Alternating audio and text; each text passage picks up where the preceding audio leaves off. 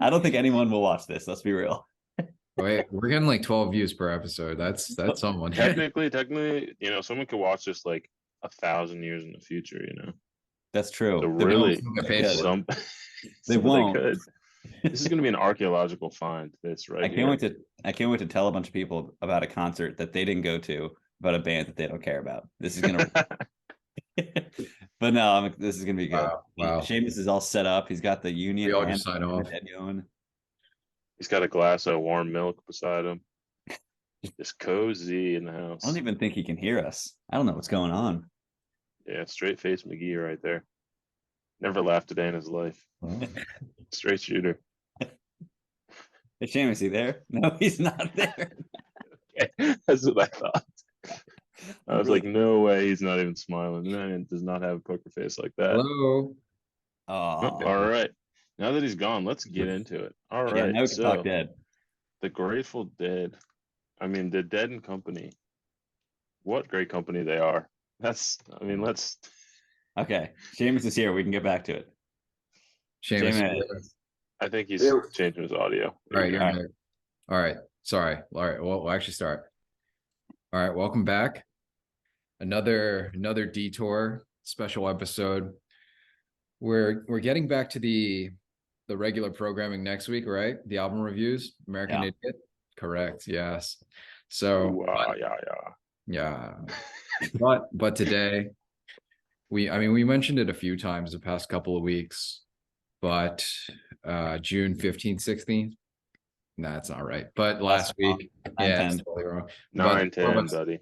9/10. The four of us got together in Chicago, went to both nights of Dead and Co at Wrigley, and we're gonna regroup now.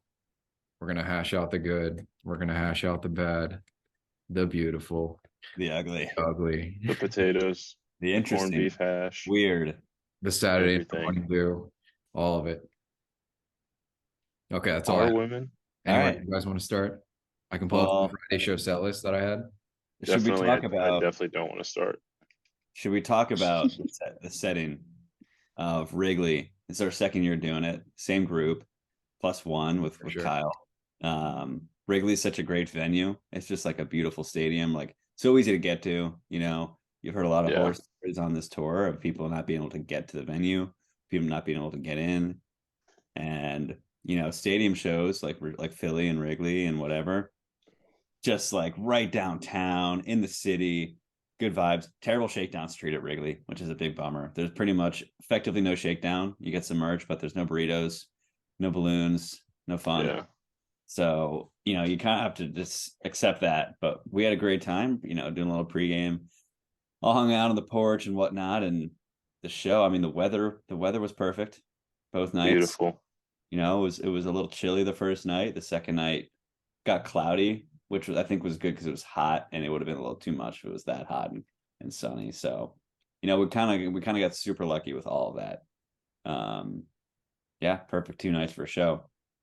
We weren't all together on either night until the second set of the first night, and I don't know, me and you guys were all together. Oh, so it was me, Inky, Porter, and Mallory. Our seats the first set of the first night I didn't really like them. I don't know about you, Inky. They were pretty bad. Where were you guys at? Were they off to the side?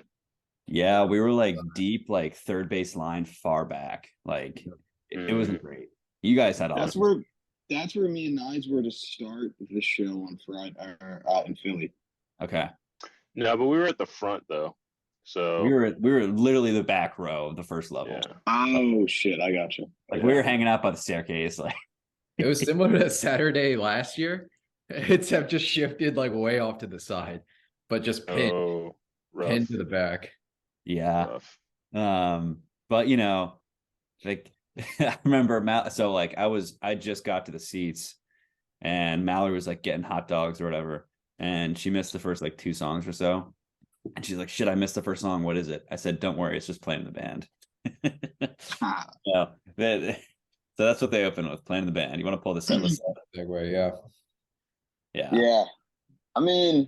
So what? Are you criticizing playing in the band?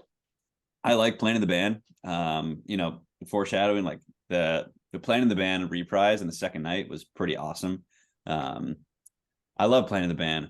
The audio wasn't great. I don't know about you guys. I think it was maybe got better throughout the night, but when they first started, it was pretty rough. I don't know if you picked up on that too, Inky, in our seats, but no, the quality was not very good. It was like higher pitched stuff was like pretty ringy. Maybe it was just where we were sitting. So I really wanted to get over to you guys, or you guys were right in front of the speakers because we were to the side. And I didn't notice any of that. Yeah, maybe it was just me, but I mean, yeah, it might have been your seats. Yeah, I think Playing in the Band in terms of the first set, we can all maybe just talk about the first set, each take and go. That deal was unreal. I mean, John went pretty ham. And I remember texting Seamus like, did Seamus sell his soul for this first set? I mean, Deal, Tennessee Jed, man, like they were rocking. The Hurts Me Too, that was like a little Stevie Ray Vaughan action. Like John went pretty ham on that. Honestly, I don't even remember the Brown Eyed Woman or the Ramble on Rose. I don't remember them at all, and I love Brown Eyed Woman. I thought it was good. I remember it. That one definitely stuck out to me. I mean, that one, Deal and Jed, obviously. It was, and I like Playing in the Band too. So it was basically like Deal. I think me and Inky, now we weren't sitting together, but we were like, yep, that's one of the ones that we know we love. And then Tennessee Jed came on, and I think I was like, they may well have just like pointed to the crowd and said, "This one's for you, Seamus," and just for that, I mean, for the way the show started. Seamus and 320R. Crazy Fingers, such a surprise. I don't know how often they play that, if ever. I think Crazy Fingers is a great song and something I never thought I'd see live. So I was really happy with that. Dance in the Streets, it's kind of a gimme with Chicago. You're going to get that song. And it was pretty fun when they say they're dancing in Chicago and you hear the entire stadium erupt. It's kind of a cool part. Yeah, I like that part. I don't know if I mean, they said they weren't doing any bust outs on this tour, so I guess they've played Crazy Fingers before. Yeah. Don't think I've ever seen it. I'm also at a point where... What does that mean? What is a bust out? One that they bust out for like the first time. Yeah. Oh, okay. No, John Mayer was not busting out on the stage. That's sorry, Nigel. Yeah, that's not what I was saying. I don't know what's going on. Yeah, sure. That's not what you were saying, right? Great concert. But I was gonna say, I'm still at the point where like there are still some songs every show where I am unfamiliar with them. Crazy Fingers being one of them.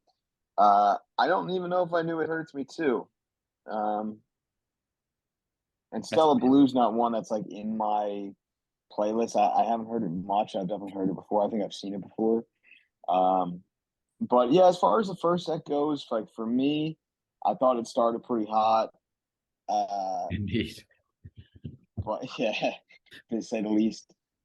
Good overall. I mean, Dance in the Streets are honestly one that like is not my favorite by them. Some versions of it I like a lot. But I don't know, it never caught my ear. I didn't think there was like a real catchy melody to it or anything like that. I kind of bucket like Dancing in the Streets, Playing in the Band, and like and One More Saturday Night. I kind of bucket them all together.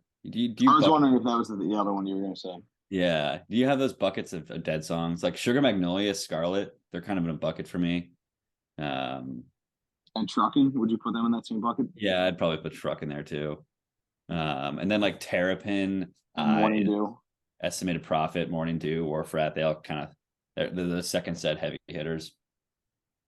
Dude, you know we got an Eyes in Philly? Yeah, I heard it was like one of the best Eyes they've played. It was good. It was pretty wild. It was pretty sick. See that smug face on Seamus? Bastards. Sorry to rub it in. Sorry, not sorry. Yeah, that was sick. Nigel, did you have any specific thoughts on the first set that we haven't touched on? I mean, totally. I have a lot of unique thoughts. So many thoughts. Sounds like he's got nothing, everybody. Yeah, I mean, moving on. I probably know maybe like maybe a dozen or so dead songs. Like, well, Playing in the Band's one of them. Deal's one of them. And Tennessee Jed is one of them, and so is Brown Eyed Woman. I don't really love playing in the band. I think it's decent. I love Tennessee Jed. That song was awesome. Jim Merrick was killing it in Yikes. Deal and Brown Eyed Woman. Mm-hmm. What's that, Inky? I said John, but I think you said Jim. Yeah, I think you said Jim. I said Jim. Yeah, you don't know Jim. It's his twin brother. Sorry to cut you off. Go ahead. Johnny boy. Yeah, and I mean, I went to the Taylor Swift concert right after this too, so I was like, oh, there you go. Yeah. No surprise song on this set, unlike Taylor Swift, who always gives a surprise song. So, you want to just mute him? There you have it, folks. But I mean, yeah, the first set was pretty good. I can't tell you what Crazy Fingers Dancing in the Street even sound like. I have no idea. But I was having a great time. That's all I can say. I was having a great time. Singing Tennessee Jed. Man. That's all you can ask for, really. So how did we feel about the second set then? I thought the second set was pretty awesome. Inky, what are your thoughts on the first set? You guys covered it pretty well. I thought the dancing was underrated. I'm also curious why this text is so small here, but that's a whole nother episode. I was curious on Nigel.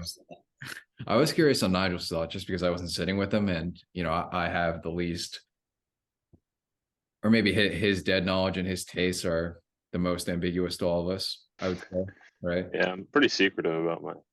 I think they're pretty ambiguous to him too. Well, sometimes it's hard to know yourself, man. Yeah, that's fair. But yeah, first set was good. You guys covered it well. Second set, I mean, this is where it starts getting pretty serious. Yeah. The second set was pretty amazing. Yeah. That's when we're all together finally. It was fun. Mm-hmm. Yeah. Set and setting, baby. Sugar is one of my favorite songs by them. It's not a for me, it's not a song I want to be opened with. I feel like it's kind of a, you build up to it. Yeah. So the fact that they just went right into it was kind of I don't know, it didn't have the same feel. I know we got a Sugary in Philly a couple of years ago. That was amazing. And kind of just coming from the set break straight into the song kind of, I guess, killed the climax, I guess. But Estimated Profit's an amazing song. Like quicker as an opener? Yeah, I definitely prefer something quicker in general. Not just before Sugary, but in general opening off. And we'll get to that because Philly started off like really slow and I didn't love that. But yeah, I heard the second set kind of dragged. Is that right? I thought the first set, really? Well, I mean, there were some great solos in the first set, but I didn't love the songs that they were a part of, to be honest. But we'll get there. Huge Drums in Space fan, as you guys know. It's amazing every time, and they play it every time. So I'm literally the luckiest guy ever because it's my favorite stuff. I love watching drums. Yeah, just going. Yeah, it's so cool. Yeah, Estimated Profit's a great song. Scarlet Begonias is a great song, and I like U.S. blues too, or United States blues. It's fun. Yeah, wouldn't be my choice for an encore, but it's fun. Yeah, definitely not. But it was the first night encore, so. Yeah, fair. It's not like their farewell to Chicago was U.S. blues. I think that'd be kind of weird. That would suck. That would be terrible. I'd be so pissed. Let's just play our most mid song ever. Say goodbye. In our final tour. Yeah. U.S. blues, Cumberland blues, all those kind of fit. That's another blues. Yeah. And they're not even like blues, like It Hurts Me Too. Like that's a blues song. Like they're all just, I don't know. They all got this like fast blues. I don't know how to describe it. I don't know anything about music. But Estimated Profit, honestly, it wasn't really stand out. Like I love Estimated Profit. I remember last year's being awesome with Inky and I were running the bases at Wrigley. It was awesome. And it was a great Profit. This year, I don't really Profit, indeed. Yeah. It didn't really stand out. I was really happy with the other one. I love the other one. Great song. It's the buildup is super, super awesome. The drums and the other one are great. And then into Terrapin. I kind of missed most of Terrapin, unfortunately, but I did run out for right when they do the drop. Again, This whole show is kind of a blur to me compared to the second night, but Yeah. the Stella Blue, I will say, like, I think this, I heard this from a few people, like going out of Drums in Space into Stella Blue, like I was hoping for something not like Stella Blue is like one of their slowest songs besides Space. And coming out of that, coming out of A Long Drums in Space into Stella Blue, it was kind of exhausting. And I think they probably could have come out with something stronger. You know, maybe that's just, you know, I don't know what's going on stage. That's probably just what they were feeling. But it was a little bit slow. But then Sugar Magnolia, Scarlet Begonias, Sunshine Daydream, that's all fun stuff. And they, so like, I feel like they realized it coming out of Stella Blue, and then they played Heater, Heater, Heater, Heater, Encore Heater, and just like a lot of energy for the rest of the show. So that was fun. Yeah, to be clear, and this obviously aligns with my day-to-day music tastes, like I really would prefer, in almost all cases, their upbeat stuff, especially like, because that it also helps, like if it's a song you don't know, at least if it's upbeat, you get loose to it and enjoy the tempo of it. Seamus loves getting loose. Yeah, you know me, dude. I just love dancing so much. Yeah. Really just Verifiable loose guy. Yeah. Lucy. Yeah, I just give Terrapin a little bit more attention. I mean, I guess you missed it, so you know, I know why it wasn't like front and center on your radar, but it's the second time I've seen Terrapin now after waiting so long to get it. Because like for for the 9 listeners that we have that don't know the story, basically in Philly, show got rained out the second set, and they always posted their set just like he has right here, and Terrapin was crossed out as the encore. And Terrapin was like, so you guys know too. I don't know if I think I said this in Chicago, but Terrapin's the first like dead experience song that I had. Like everybody usually starts with the studio stuff. You start with like U.S. Blues and Touch of Grey and Box of Rain and Ripple and stuff like that. So even though Terrapin wasn't live stuff, it was still like, wow, like what is this like? It's a good representation of what the Dead have to offer beyond like the tight 3-4 minute radio songs. Yeah, totally agree. Mind's Eyes. I got that song. Yeah, great choice. Yeah, it was a good show. I had fun. Inky, what are your thoughts on the second set? Yeah, I mean, I agree with most of what you guys have said. Terrapin, easy highlight. I mean, that's just so obvious. It's an S song. They your first Terrapin? What was that? Was that your first time seeing Terrapin? First time seeing it. And so, yeah, I mean, I think that's an obvious kind of highlight of the show. And for me, it was the highlight of both nights. But a more low-key highlight for me was also another first. I saw the other one. And I just remember sitting with Nigel through most of it. And it was just sitting next to Nigel. It was so powerful. The drum, we were talking about the bass line. No. Yeah, just so fun. Yeah, so fun. Like no lyrics, just I don't think I was even standing. I was just sitting there like, jaw on the ground. That's awesome. Yeah, it was pretty incredible to see that live. I definitely a new appreciation for that song. Yeah. I feel like it's a total like deep track that doesn't get the respect it deserves. It's like for me, it's like The Wheel. Like I didn't like The Wheel really until I heard it live. Yeah. And like the other one is one of those songs. James is there, yeah. Yeah. Big Wheel guy. But also, some of their songs are also just like they're just live songs. Like they're so much better. Yeah. Live. I mean, some songs don't just translate to be listened, like translate to a record or through Spotify or whatever. Like seeing them play it live is just the way they're meant to be. Like where the audio's all compressed and Well, it's not necessarily that. It's just like it's a different experience. You're not there, I guess. It's like it's a big sound. It's one of those songs that needs a big sound, and like you get the big sound in a place like that. Yeah. So minimize this for a second. Throw it on. Just an initial one. Yeah.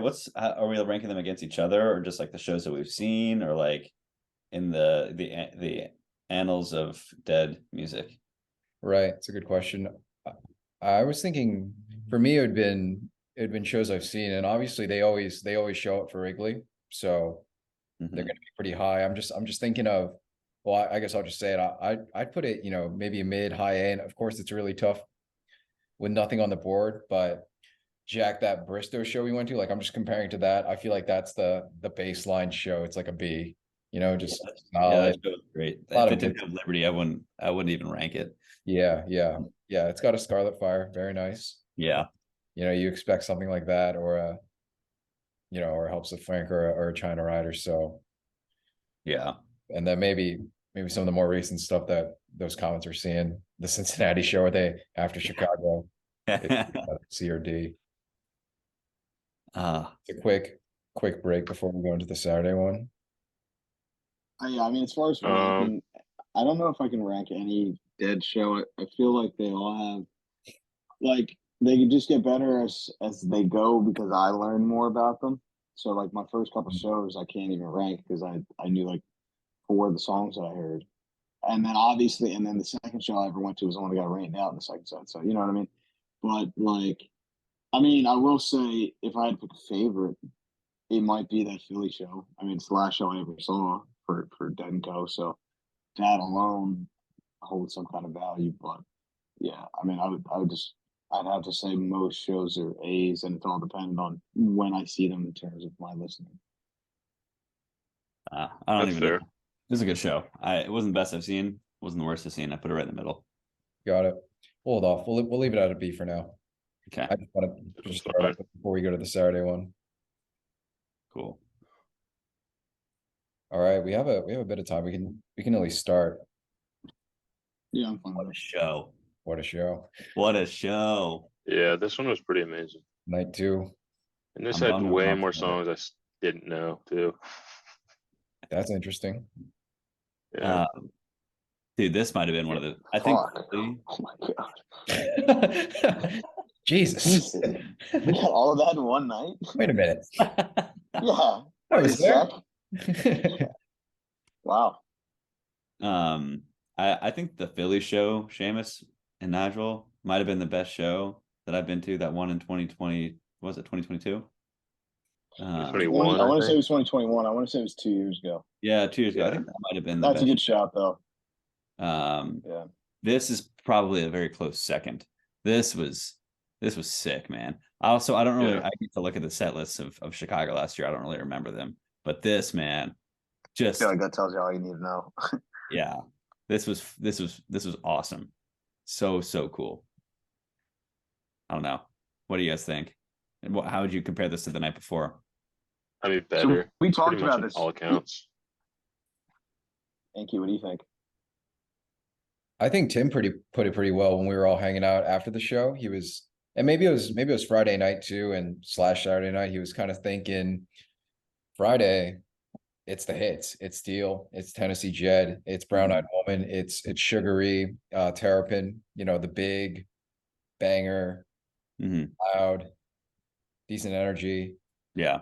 The ones everyone knows and loves. This was like, and he was, I think he said a lot of times, like, we're going to get something spacey, a lot of stuff like going into each other. And, I guess he kind of called it. It was definitely a really interesting set list. I always thought it was really unique. Yeah. It's to compare the two, but I like Definitely. the kind of how they balance it. It's pretty clear that they like really like thoroughly thought this through and like how they're going to present and what they're bring to Chicago. So I do appreciate it. This really felt like a goodbye, like this set. Like it's a good way of how Tim said, like the first night was banger, like fun energy. And then this is kind of saying like, hey, it's over. Here's the stuff that like you feel these songs, Friday night was fun, and this night was like, yeah, adios. Yeah, well said. That truck and smokestack sandwich. I was gonna say, starting with that intro, awesome, man. The intro was great. That was so cool. The smokestack lightning was awesome. And Watchtower's like a really similar song too. Like they all kind of flow together, but broken up by that. Honestly, the half step and the high time was a little bit of a blur for me. But yeah, that kind of block of the intro was, that was something else, really special. And obviously out the John Mayer's That's his song. That's his song. So it's always Yeah. Which ones? Althea. Yeah. Like he just does it so well. The high time, I didn't really appreciate during the show, but now I've like thought about it more and just like thinking back of like O'Teal, just like only him. That was his song, and like his voice, like his soft voice, and just like how beautiful that song is. That was really cool. And you know, I didn't appreciate it at the time, but I really, looking back at it, it was like it was a well needed break in like a set list of like heavy stuff, and it was just really calm for a sec. Gotta have the ebbs and flow. Same way an album does, you know. Exactly. Yeah, the intro was great. Truckin' was a great way to start off. Great energy. Althea is a beautiful song.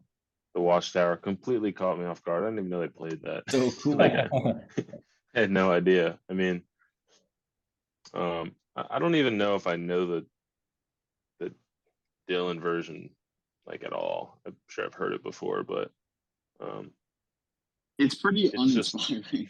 Yeah, I mean, everyone knows the Hendrix version, obviously, because that's amazing. But hearing that come out of nowhere was like, oh, this is amazing. This is great. Yeah, your face, you lit up. Oh, I was so excited. I was so excited. That's awesome. I honestly, I'm in the same boat though, because whenever I heard Watchtower for the first time, whether it was a year ago, 2 years ago, I think it was in Philly. I also didn't know that was something they played. So it took me probably at least 45 seconds into the song to realize what it was, because you're just not really thinking like all along the Watchtower by Jimi Hendrix is what, you know what I mean? So that was cool. It's funny, like we definitely had this discussion Saturday night. We said, what show would we like more? We said we had the same discussion last year. Inky, at the time, me and you were kind of Friday advocates, and I think last year you and I were both Saturday advocates, opposite of Jack. Correct. But I will say, like, looking at the set list, this show was stacked. I know. Truckin' always cool. Althea, I'm not even sure if I've seen Althea before. That was great. Mississippi. Last year, Friday, Seamus. Yeah, they played Althea. The woman said. Oh, that was cool. Conceptually, that was really cool. I thought. Right. Was that the day that they overturned Roe v. Wade? Yeah. So I fuck with that. That's kind of punk rock. So that was a cool set too last year. Going back to just that concept of the pro women inspired set. I guess as I sit here and think about it, I can start to differentiate the shows a little bit better than I thought I could when I made that statement when we were ranking them. But again, I mean, honestly, like I hate to say it because I don't mean it to be a criticism, but at least for Dead & Co., it feels somewhat formulaic in a way that you don't normally think of for the Dead, just because, you know, the way they changed, like they play a different version of a song every night. It's the coolest thing about them. I just think the sets, like there's a set break right in the middle, there's drums and space in the middle of the second set. What was that? I agree. Yeah, and then like I think the first set's always like some tighter songs. Second set's where it gets real, you know, the sun goes down and it gets real kind of groovy and weird, and it's not as tight. It gets a little looser and longer and more jammier, like the Estimated Prophets and stuff like that. So again, don't really mean that in a bad way, but it's just kind of why they blend in is because there's just so much jamming, and you know, I mean, you always like you drinking at all the shows too. So and I think I've seen 10 Dead & Co. shows at this point, which is way more than I ever thought I'd see. Damn, that's awesome. You're a 10. Legend. Because I mean, it was what, 3 this year, 3 last year, and then probably like the 4 years prior. So something like that. Pretty sweet. I don't even know at this point. Yeah. Once the sun sets during the second set, like things get more. They get loose. They get loose, like Seamus knows. Anything goes in the pit, man. Yeah. Dudes grabbing dudes. It's crazy.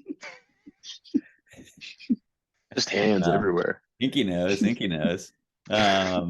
He knows. I want to revisit Watchtower real quick because I just got to say my piece. As cool as it was, I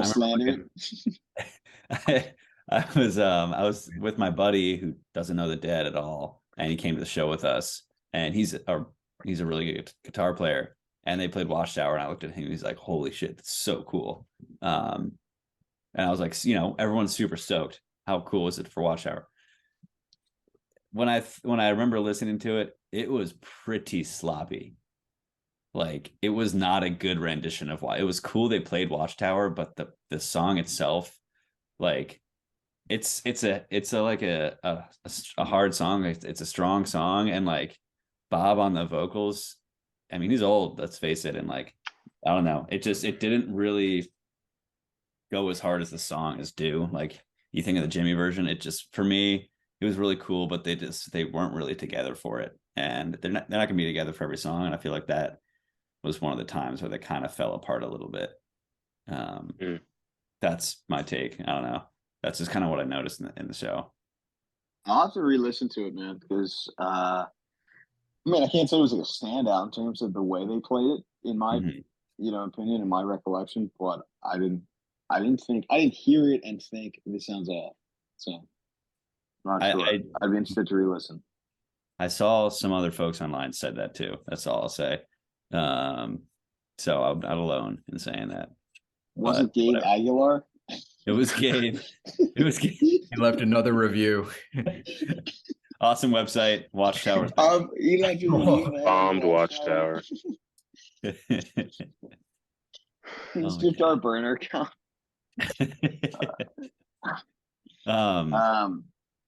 Yeah, great show. Inky, what do you think? Yeah, go ahead, Inky. I think the pit disagreed with you for Watchtower. They were going crazy the entire time, and Watchtower honestly was a little bit of a blur for me. Same with Seamus. Might have to listen to that back, but just to provide a foil to that, I think Bob killed Good Lovin'. That's a song I don't really love, and it's a little underappreciated by me. But I mean, the vocals, especially towards the back end, where he's kind of just like yodeling, it's a little soulful. He's really getting into it. I feel like the pit really picked up on that and they were jumping. That was a great, and also the Birth of Good Lovin', that's not like something you typically see as a set closer, right? You usually see it kind of more towards the beginning or opening. So I thought that was a great call and like really unique. I'd love to see another set list that has that ends with Birth of Good Lovin'. Good shout. Really good shout. I love Good Lovin', so that was cool. Bertha also just a big fan of that one. Doesn't miss, in my opinion. Right. So I thought that was cool. Can we talk about St. Stephen? Before we get to St. Stephen, there's 3 great songs in front of it. Inky and I sitting on the ground outside of the pit eating our chicken tenders, and we starting to get ready.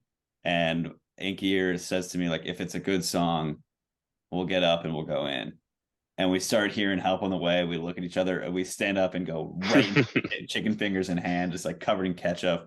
And it was awesome. If you didn't tell the story, that was hilarious, because we got the set break, and the really shitty part about it, we spent the first 25 minutes just nut to butt trying to get to the bathroom. It was an absolute shit show.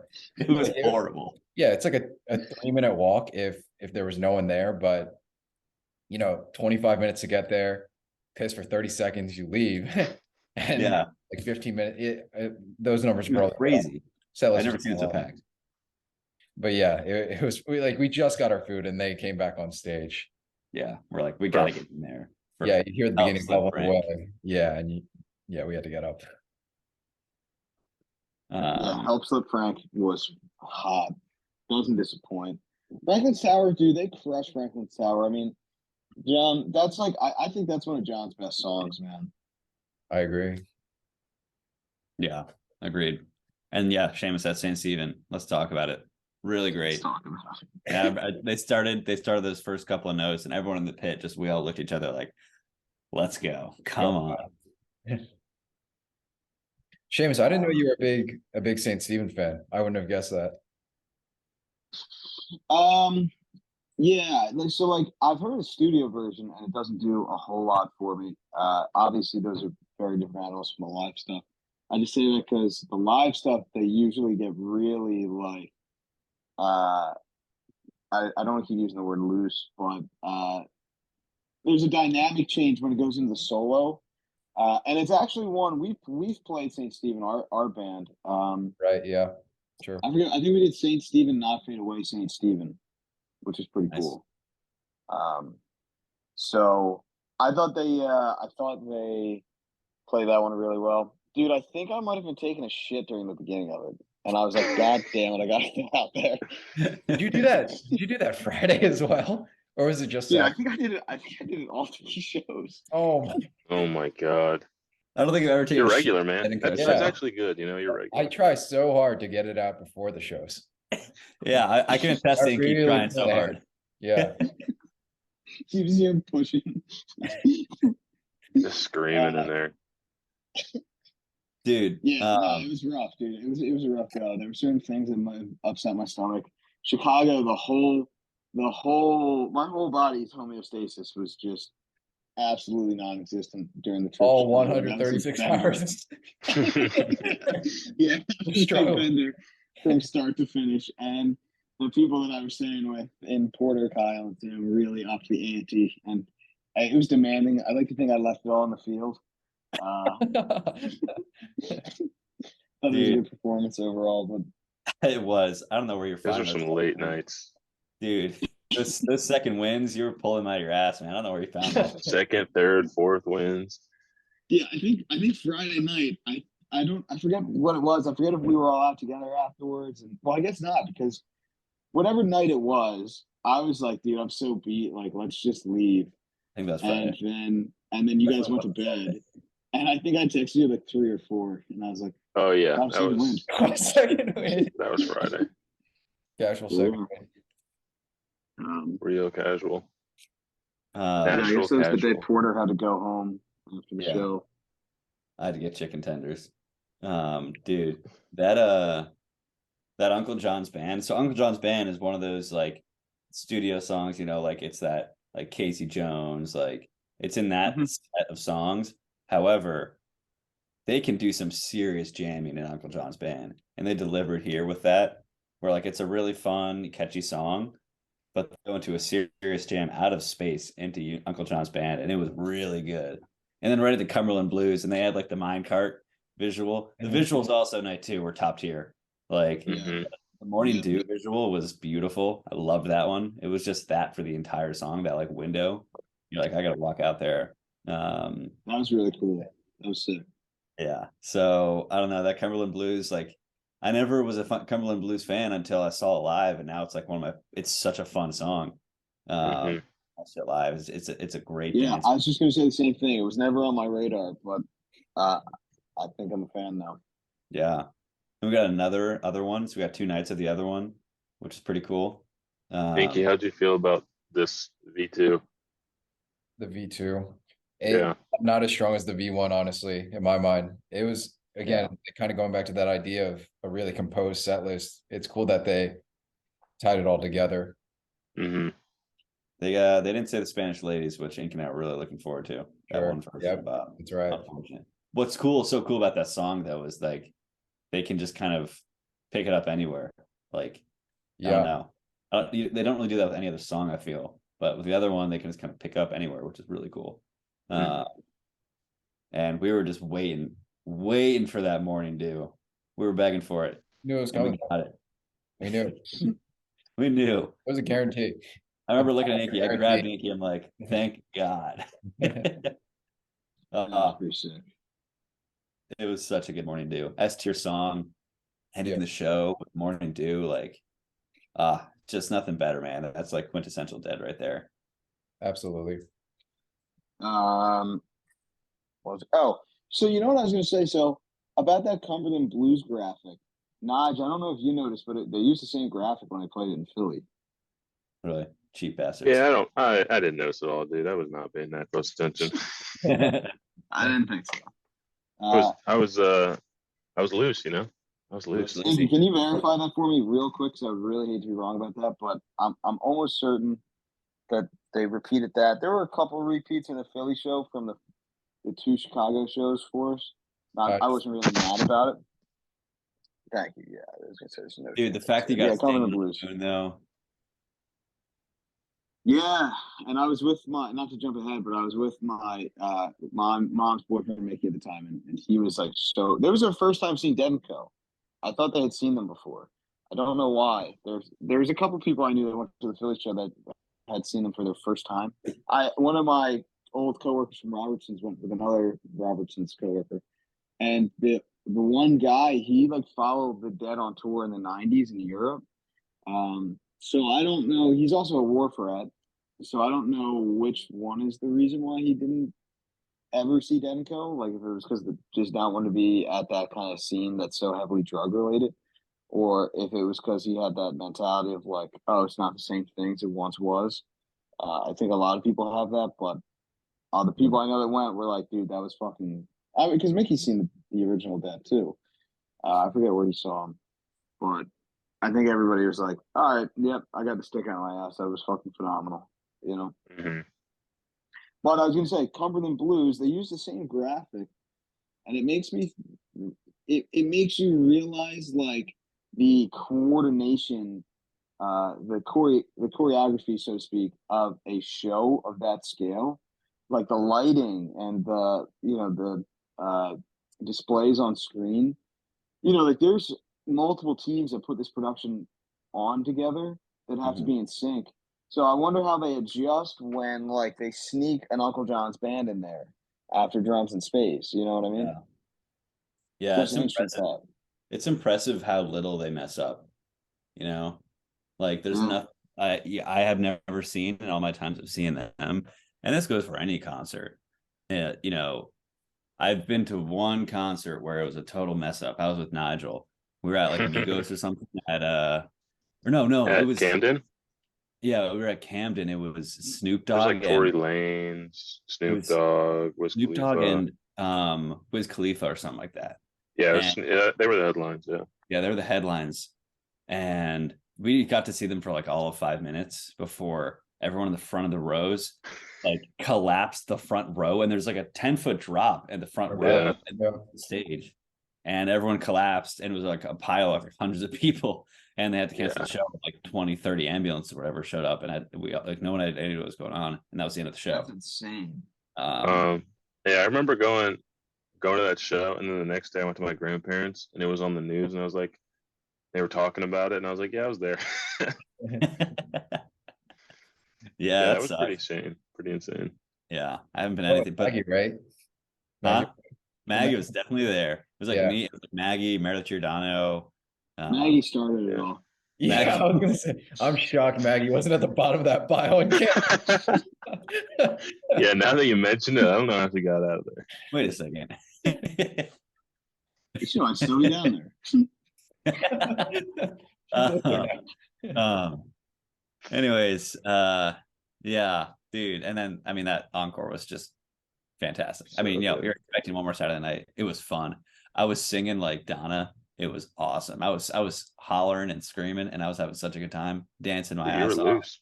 I was loose as hell, and so fun, man. Such a fun encore. And it was a great show overall. When's the last time they played 3 songs in an encore? That's special. That's cool. I mean, playing was like half a song.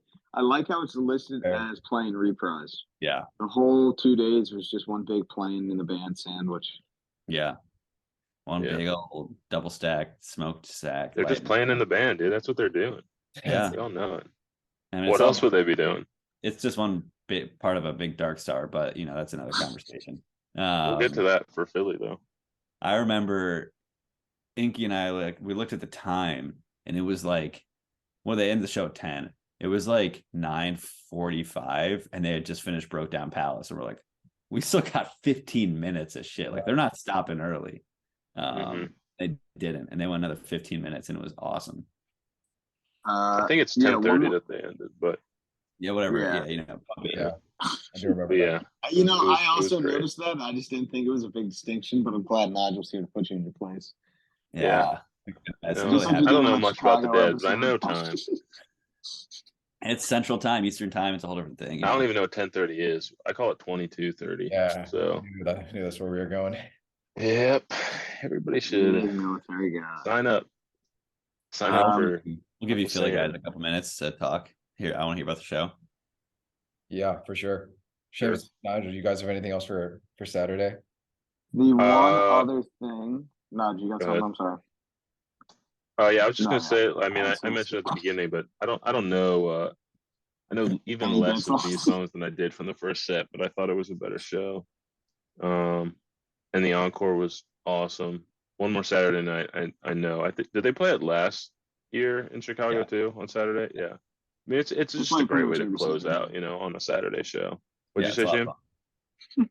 Well, I'm glad you feel that way. 'Cause a lot of people don't. A lot of people don't. Well, I'm sure if they've been playing it every Saturday for 40 years, maybe it gets boring. But I've heard it twice, so it's not quite burnt out for me. It's reminiscent of how Skinner ended. This is every show they play with Freebird. Because like if you're an audience, you're like, well, I have to hear Freebird, and you can only close with it. You can't just whip it out in the middle of the first set. Everything's down from there. Yeah. But it's funny because we joke about it a lot. I think too. We joke about One More Saturday Night, but honestly, it usually hits. I thought this one was really good, and I just wanted to point out like the scream, the yell that Bobby did at the one point towards the end. I was like, dude, this guy still got it. Yeah, I remember that. You know what I mean? Yeah. That's if you look at the fine print of the final tour, it just says that this is their last tour in this what do you call it? Permeation. Bobby's in this like complement of people, right? Yeah. So I would highly doubt if you don't get some offshoot, Bobby's gonna tour until he's dead for sure. Because Bob Weir has another band too, doesn't he? Yeah. He have like Bobby and the Boys, I don't know. He has another band though. Well, yeah, so the Wolf Bros. I'm sure he's not going to just stop playing music. Yeah. Inky, are we ranking it? Why not? Okay. I feel like the consensus was we're putting this above. Yeah. Go. Yeah. I had a bit of time. That's all that really matters. Down high A. Didn't have to deal with Porter being hunted by tens of thousands of people. Yeah. No one was hunted. Success. That helped. Mission successful.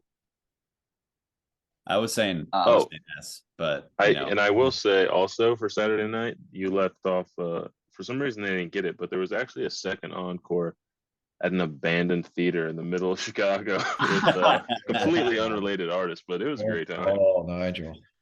Forgot about that. Yeah, I drove by today. I'm like, oh my God. Did you go in? Dude, so I was with Porter on Friday and we were like hanging out at the park just after work. And he's, of course, super hungover because he had, 15 tequila sodas on a Thursday night. Guess it's a day that ends in he looked great yesterday. It's a day that ends in Y. And and we're at the park. He's sitting there, he's eating his tacos, and I'm just sitting with him. And then we walk back home. He's like, yeah. I was like, I'm gonna go to this food festival. So I went to on Friday night. I was like, you want to come? He's like, nah, I'm gonna go take a nap. But he's like, I can't drink tonight. And then 10 minutes later, we're talking. He's like, I'm just gonna go walk by that theater tonight and just see what's up. Man, you're an animal. That's hilarious. He's like miserably hungover. He's like, I can't drink. I'm not coming to the food festival. I'm not doing anything. But I'm gonna go walk by that place tonight, just see if there's any noise. Just in case. Yeah, that kid will piss away a day to have a good night, and I guess I can't fault that. Gotta respect it. He's in Philly right now. I saw him last night. So nice. Yeah. So I didn't want to go out last night because I was just so fucking tired. I had to work during the day and just with moving and everything. But Nigel was like, yeah, I'll stop by and check the place out. Tim and Sean and Kyle were there, and then Porter, Mike, Zach, and Hankles were all like, yeah, we'll stop by too. And I was like, well, guess I'm going out tonight. Next thing you know, it's 2 a.m. Felt that second wind. That magic milkshake. Yeah, and I had the old 1 a.m. milkshake, buffalo chicken cheese or buffalo chicken pizza. It was fantastic. Yeah, it was magical. Fantastic way to leave Philadelphia is for me. It's funny because you guys hear me say the words like, damn, my stomach's so fucked up right now. And I think that there's something behind it. But at the same time, I feel like I just listed the evidence first. But if I said that to a doctor, he'd be like, "Yeah, I think I know what's up." Yeah, you're not doing yourself any favors, that's for sure. Dude, that sounds so good though. I haven't had a buffalo chicken cheesesteak. I couldn't tell you how long, man. Holy crap. Buffalo chicken pizza. That was my mistake. Oh, if I have a whole buffalo chicken cheesesteak and a milkshake, I would have ruined this bad. Dude, I don't even know. That's like a massive meal, and not like even for like a normal meal, not a 1 a.m. meal. Like that's a legit meal. That's like, and it's just like dairy. It's just so much dairy and carbs and like spice. Like it's the three. It's just fucking. Hey, man. I am not complaining. I'm loving it. Should we talk about the show? All right. Last one. So we can revisit the ranking of that. I think the general consensus was high A. I know Jack shouted S, so we can maybe move that to low S. But it's a shame Jack and Nicky, you guys couldn't be at the Philly show. Right, I agree. Well, you have opportunity in San Francisco. Honestly, dude, I'm thinking about going to City. Where's it? City Park in New York. City Field. City Field, yeah. I'm thinking about it. Like I'm on the East Coast. I could do it. I was thinking too. It's tough to fly out on a weekday. I just can't swing it. Yeah, I'm on vacation, so it's you really not. But yeah, I just don't know anyone going. But anyway, Philly show, amazing. Loved the second set more than the first set. I brought this up earlier, but the first set just started off a little too slow for me. Women Are Smarter. Don't like the song. It's not a don't like the ideology. Shocker. The ideology. Fucking Andrew Tate over here. Nothing like Yeah, my boy just got out of prison. Yeah, didn't love it. There was a great bass solo. I don't even know where it was because, I don't know. Everything's just a jam, but I think it started off a little too slow. I enjoyed Shakedown. I think Cold Rain and Snow was also a pretty slow song. There's a decent pace to it. I like that one a lot. Brown Eyed Woman was great. And we got 2 Dark Stars, and I could not tell you for the life of me what that song even sounds like. No memory, no recollection of that at all. I'll send you a 6-minute version. You'll know all about it. But the second set just kept the second set was awesome. I think a lot of the first set I was just kind of like getting settled in my seat, figuring stuff out because we were all we all had getting kicked out of your seat in a similar area. And we were getting kicked out because we wanted to sit next to each other, right? But then in the second set, we kind of settled down, and I just feel like when the sun goes down, it's just way better because the light show's better, the atmosphere is better, it cools off a little bit. Yeah, but I thought the first set was decent, and I guess I'll touch on the second set when Seamus gets there. Yeah. So this set also looks pretty stacked. I default. Because I think I'm going to admit that Saturday was better than Friday, even though for whatever reason I think I just felt better during the show on Friday, like the way I timed what I was drinking and stuff like that. I guess I don't know, because the set worked way better on Saturday in hindsight, and this show was really good. It's funny when Women Are Smarter started after walking the seat. I thought we were getting Ico, which would have been cool. That would have been nice. But decent song. Shakedown, really wanted that. I think we've talked about it before.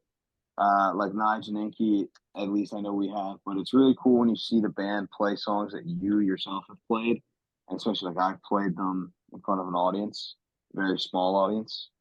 But an audience nonetheless. Yeah. And just to see what someone else can do with the same song structure and lyrics and the same chords really. It's the same song, but to see what they can do with it is really cool. Cold Rain and Snow is good. I like that one. Not a banger, I wouldn't say, but I like it.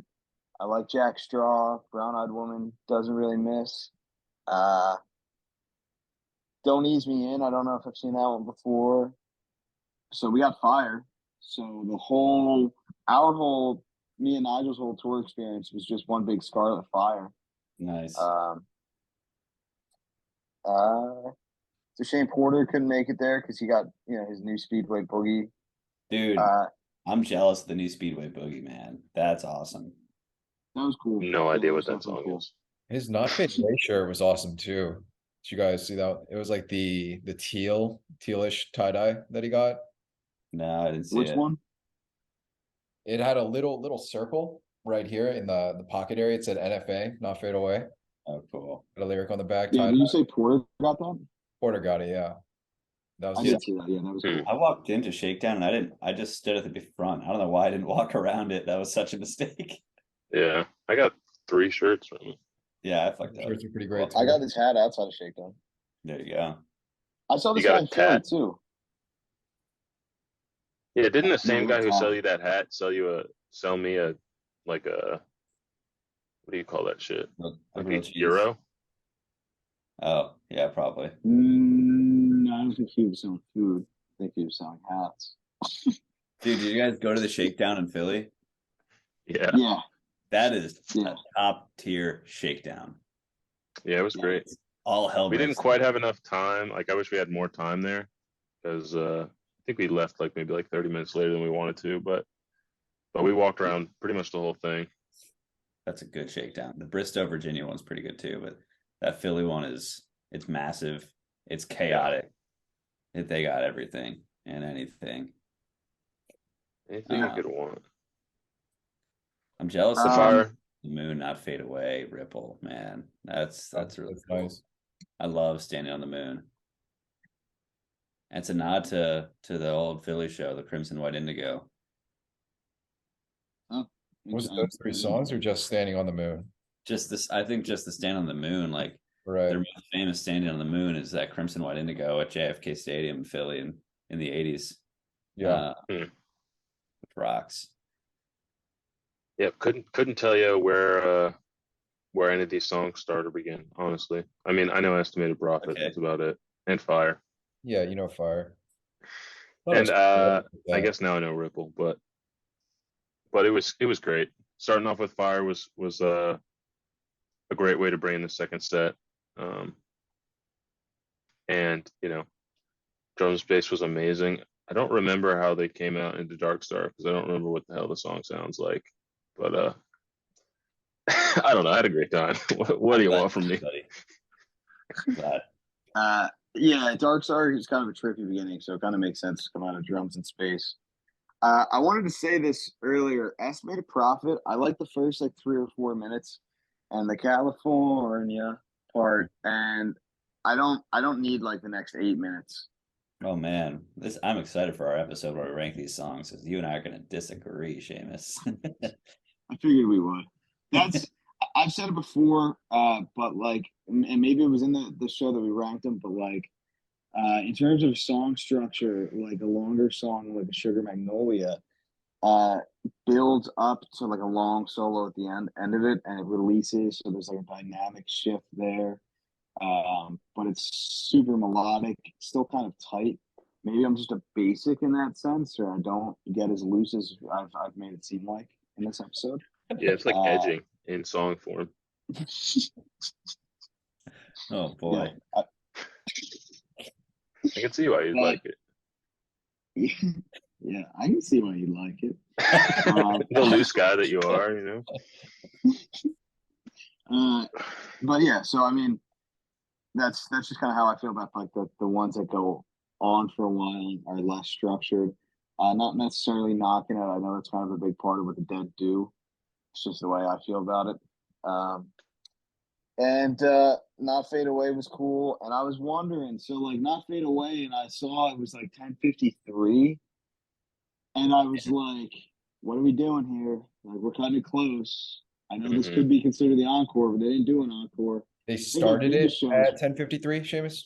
No, it was like ending around that time. Got it. So I figured we had time, but like, I mean, most of their songs are at least 6 minutes. So if it's a hard 11 o'clock cutoff, I think I've been to shows where they don't do an encore because they just know that it's gonna go over, and they just don't want to take that. They don't want to do that.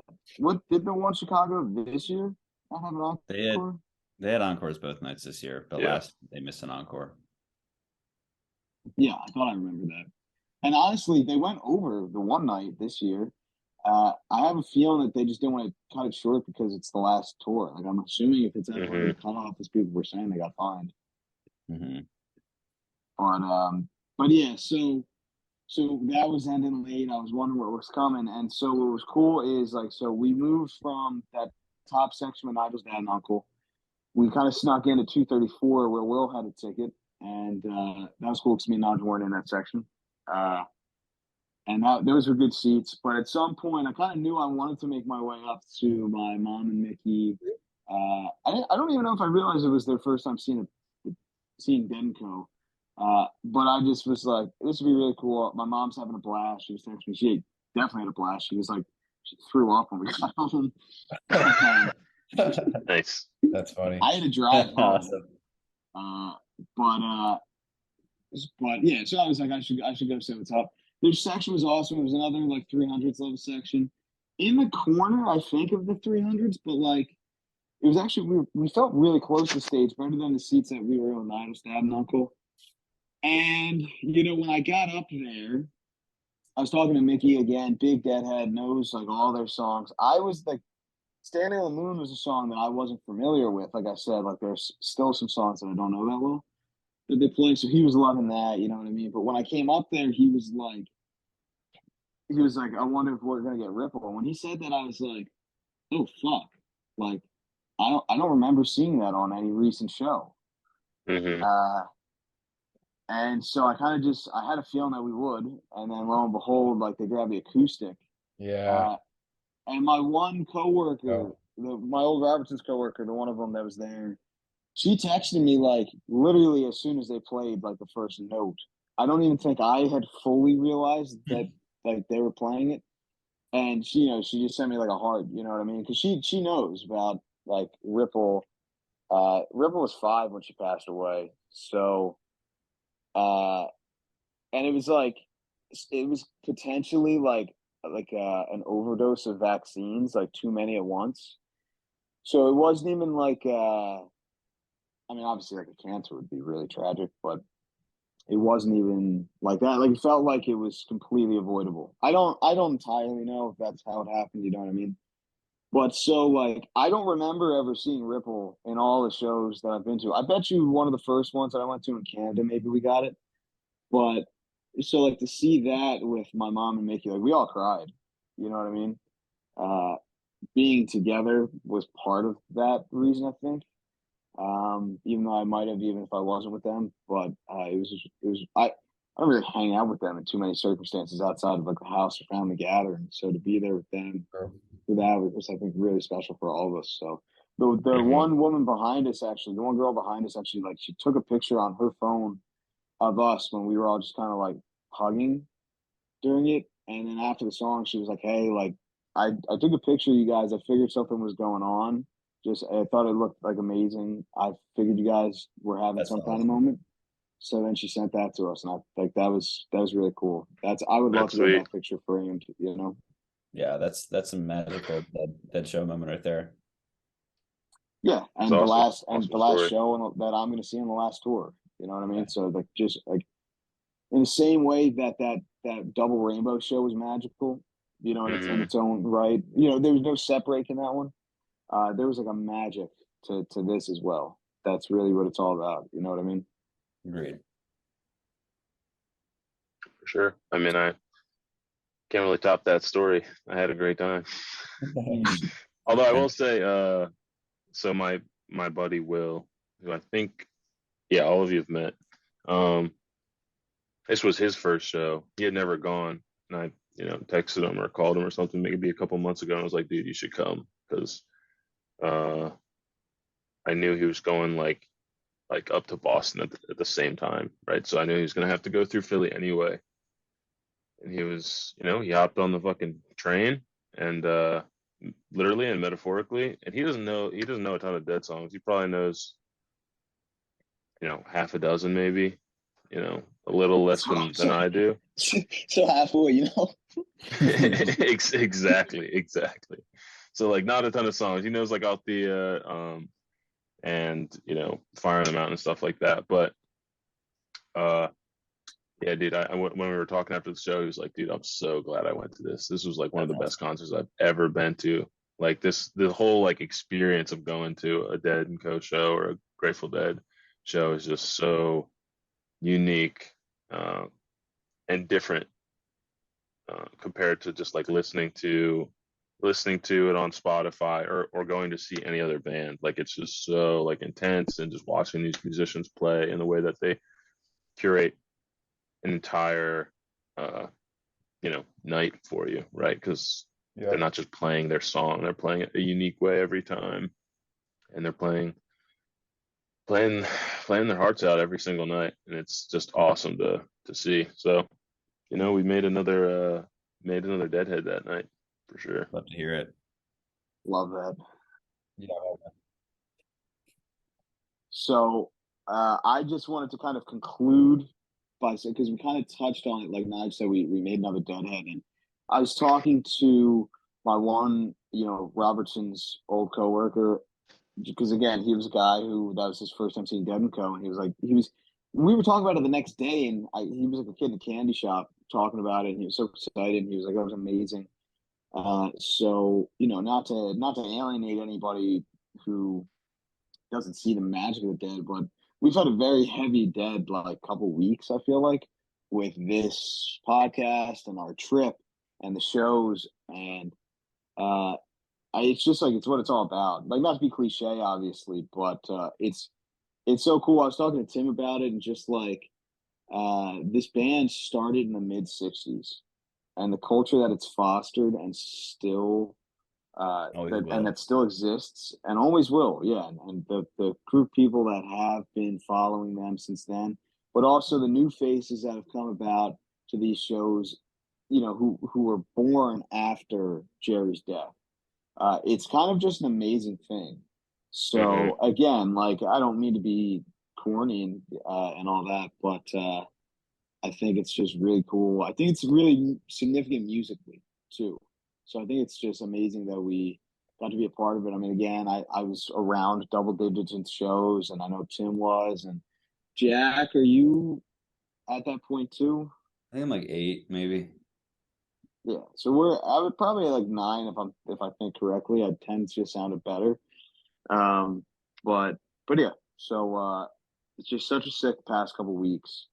I don't know. I mean, I guess it's just me and Nigel ranking this one. Yeah, you guys got I it. guess so. I am glad you circled back to that, though. I mean, that was well said. Put a nice bow on. Yeah, like you said, the Dead heavy past couple of weeks. And I haven't stopped. Like, I don't know how I'm not tired of them yet. I've just still listened to nonstop Dead. I mean, I can pull up the set list right now. I'm interested in what's going on in Saratoga Springs. Yeah, good call. I do have it open. Yeah, I was sending you guys the songs as we heard them on Saturday or Thursday, and I was like, I should probably stop. Like, I hope I'm not bothering them. But I was like, I don't know, they probably enjoy this. Dude, I mean, do we keep this rolling? And Friend of the Devil, that's great. Hell in a Bucket is pretty awesome. Sugary. Sorry, everybody. Lost Sailor. That was a good their best song either. Yeah. But I do like going into State of Circumstance. Like, Lost Sailor is mid. And Delilah.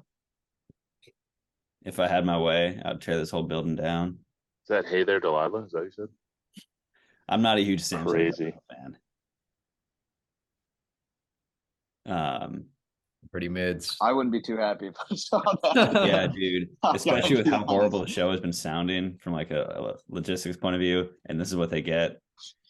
Imagine waiting an hour. It sounds like Hell in a Bucket, Hell in a Bucket is an awesome opener. I would love to see that. And State of Circumstance, it's fun. It's whatever. Let's get on with it. Yeah, sorry. Seamus, you guys take it away. Shane, what do you think?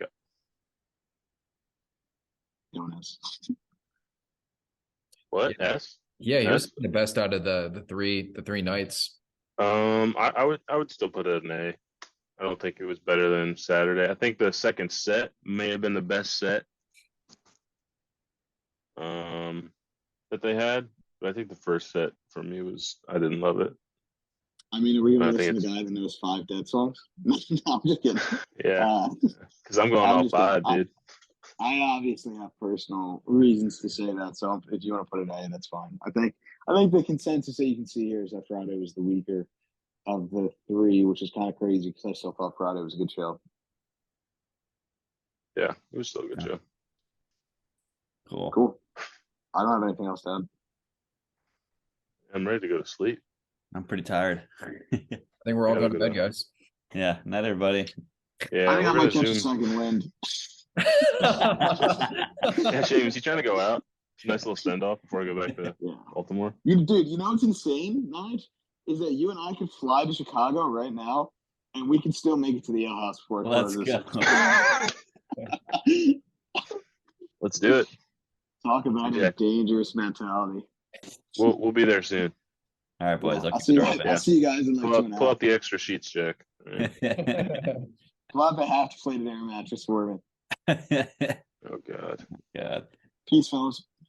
All right, y'all. Peace. Take it easy.